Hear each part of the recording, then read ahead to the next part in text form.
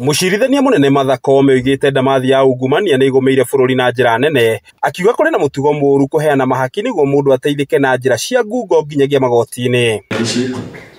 Kuringana na Koome, mugaru na uria Kenya makoretwo magiukirira honge itiganite ni kugumirwo ni ungumania, onao ni makoretwo manyitite itemi inene kuona nio makoragwo makiruta mahaki macio niguo gukinyaniria maundu na njira cia murango wa thutha. I don't know how many times, because even when we put signs there, this is a corruption-free zone, Kenyans have a culture of always carrying something.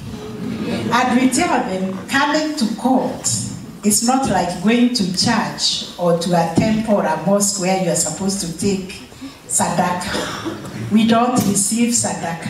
Miario ya Koome yukite kumana na miario ya atongoria angi aria megwikinyitie kigomano-ini kiu kia uthuthuria na ukuria thukuru-ini wa University wa St Paul. Aingi aria athomi maugite kuringana na mendekithia ma urumwe wa mabururi, ungumania ukoretwo uri muhinga munene hari gukinyaniria uthii wa na mbere, which weakens state institutions, erodes public confidence and hinders sustainable development of our country. That money that goes into corruption, if it was put into productive use, how much would have developed? It's a bad habit, it's a bad culture, which requires us as a country to engage in this difficult conversation and say no to corruption, no to bribery, no to all these shortcuts. We also need strong, accountable institutions, including the justice system. Murugamiriri munene wa University wa St Paul, Professor Margaret Kobia, oigite kigomano kiu kiria kirehete hamwe mabururi 17 ni kirahura njeki maundu maria mangituma uthii wa na mbere ukinyanirio. Sustainable development cannot be achieved without justice, equity and strong governance.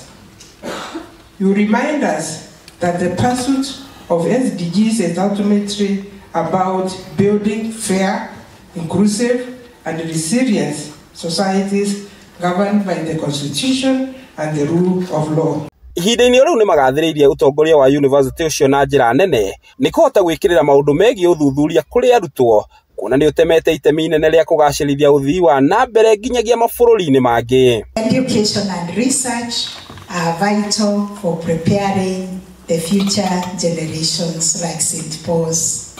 And I urge you to continue to generate knowledge, train ethical readers. We see research not just as an economic exercise, but as a moral duty to society and to future generations. The wisdom and creativity of scholars, practitioners and students who are daring to challenge the old ways of thinking.